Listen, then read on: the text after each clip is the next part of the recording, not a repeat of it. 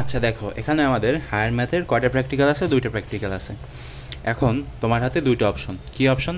তুমি চাইলে ভিডিওগুলো দেখতে পারো, মানে আমি ব্যবহারিকের 9টা ভিডিও আপলোড করছি, সেগুলো তুমি চাইলে দেখতে পারো এবং সেখানে তুমি 1080 পিক্সেল দিয়ে স্পষ্ট করে দেখতে পারো, সেটা তোমার ইচ্ছা।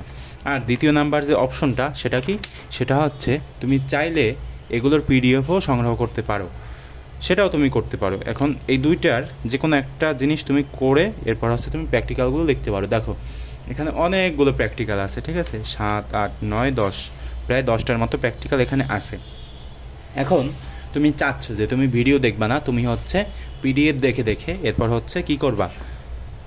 লিখবা, ঠিক আছে? তো সেই ক্ষেত্রে তোমাকে যেটা করতে হবে, এই ভিডিওর কমেন্ট বক্স চেক করতে হবে, আর যেটা কিনা তোমাকে অবশ্যই পেমেন্ট করে এরপর সংগ্রহ করতে হবে। তো কীভাবে কী করা যায়, এটা তোমার কমেন্ট বক্সে লেখা আছে, দেখো। তো এটা তোমার পিডিএফের কথা। এরপরে মনে করো যে তুমি পেমেন্ট করতে পারবা না বা দিতে পারবা না, তো সেক্ষেত্রে অন্য ব্যবস্থা আছে। কি ব্যবস্থা আছে?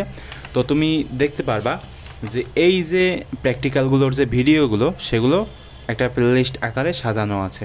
তো তুমি সেখানে যাবা, যে এরপর আস্তে আস্তে একটু ধৈর্য সহকারে স্কিপ করে করে দেখা শুরু করবা, ঠিক আছে? তো এখন তোমার হাতে মোট কয়টা অপশন? দুইটা অপশন। এক তোমার ভিডিও, আর দুই তোমার পিডিএফ। যে কোনো একটা তুমি চুজ করতে পারো, ঠিক আছে ভাইরা? তো দেখা হবে পরবর্তী কোনো ভিডিওতে।